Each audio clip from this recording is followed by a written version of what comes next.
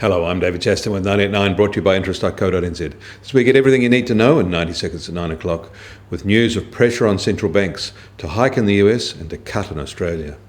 American consumer confidence rose strongly in March amid optimism over the labour market, while house prices increased in January, hopeful signs that a recent sharp slowdown in economic activity was probably a blip.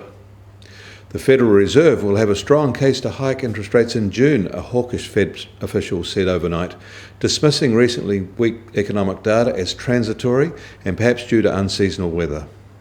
Across the Atlantic, officials said overnight that Greece failed to reach an initial deal with the EU and the IMF to unlock aid after creditors dismissed the package reforms from Athens as ideas rather than as concrete plan. Greece may now look to Russia to fund its government debt. And China has announced it will start its new bank deposit insurance scheme in May. Under the new system, the government will insure deposits to a maximum of 500,000 yuan, that's about 108,000 New Zealand dollars, for each client's deposit at each bank. When that is in place, they will deregulate Chinese deposit rates. Also China-related, the RBA, which will review its policy rate again on Tuesday, is under increasing pressure to cut as iron ore, the country's largest export, plunges in price to a decade low.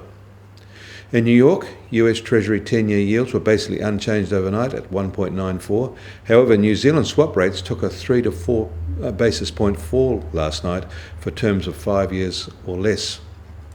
The crude oil price is unchanged at $48 a barrel, and Brent crude is at $56 a barrel.